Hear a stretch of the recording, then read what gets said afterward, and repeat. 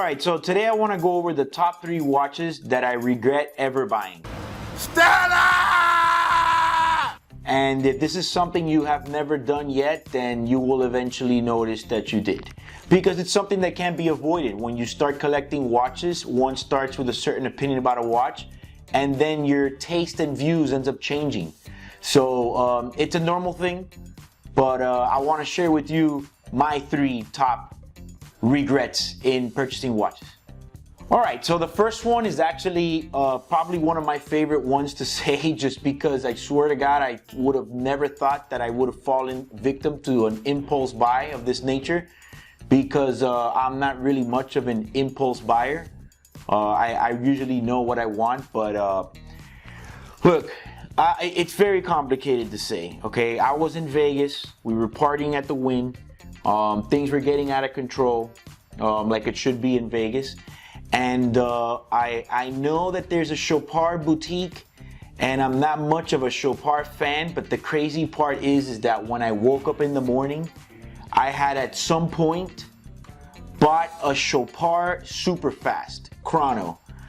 Now, don't get me wrong, it's not a bad looking watch. I just don't understand what on earth possessed me to go and buy a Chopard stainless steel Superfast at full retail. Jesus Christ, what a bad one. It was one of those situations. I had to fly out early the next day. I woke up and I just see this box and this, I couldn't believe it, man. I bought this watch, full retail, Chopard Superfast. Apparently I was annihilated the night before, and I did an impulse buy from hell. I ended up having to sell the watch on eBay, and it took about 3 months for me to get rid of it, and the sale alone was super sketchy because eBay freaking scares me for those type of things. The second biggest mistake I've ever made was I bought a Deepsea. And one of the real reasons that it bothered me the most was because I had a super clean 50th Anniversary Rolex Sub LV, the one with the black dial and the green bezel. Man, I'm talking about, it was so crispy, it looked like new old stock. And then the Deepsea had just come out, and I was kind of fascinated by a bigger version of the Submariner. So I ended up working a trade, and I ended up trading in my watch and $1,200 for the Deepsea, which is still not a bad of a deal. But man, what a mistake. When I had the Deepsea for about a month, I was just hating it. I ended up putting it in a safety deposit box and just never wearing it for about 3-4 years until I finally sold it. Watch ended up being a little bit too heavy. I feel like the novelty of the watch being bigger and that whole thing kind of wore off pretty fast. You know, in the beginning I liked it, and it kind of freaked out a couple people when I first had it, because they like were kind of like double taking of how much bigger it was. But in the long run, I completely hated the watch. I know it's great for some people, and if you love it, hey, nothing wrong with that. But for me, I found it to be way too top heavy, and it just didn't do it for me. I would have much rather in the long run kept my LV, and that's why it's my second biggest mistake, because not only did I buy a watch I didn't end up liking, I also sacrificed a watch that I still love for it. And last but not least, which in some ways should be number 1 also, I'm gonna say was my rose gold Hublot Big Bang. Don't get me wrong, guys, I love the watch, the way it looks, okay? Good looking watch, I think it's cool.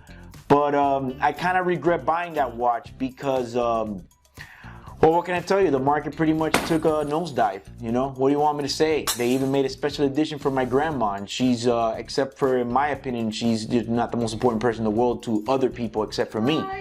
But, yeah, man, the Big Bang was probably another mistake, because even though I'm in the business, I still ended up losing money by the time I sold it.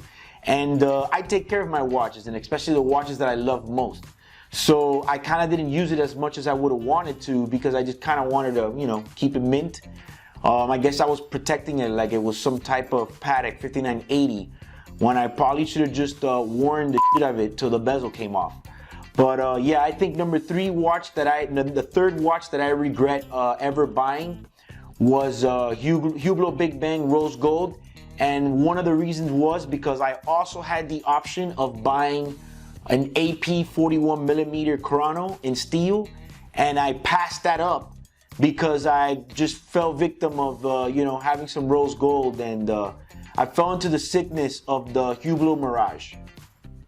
Okay guys, so those are the top 3 mistakes I've ever made buying watches. You know, if you think you're not gonna make that mistake, you'll see, it will happen to you. I could probably do a quick, easy top 10 watches I regret buying. But that's part of collecting. You know, you buy watches, you use them for a while. The watch that you love today might not be the watch that you love tomorrow. So keep that in mind when you're buying the watch and what you're paying for it. Which is why I say, if you're gonna pay full retail for a watch, make sure it's a watch that's a classic and that you'll love forever. If you like this video, please like and share. Also, remember to subscribe to our channel. My name is Eric. Watch your style.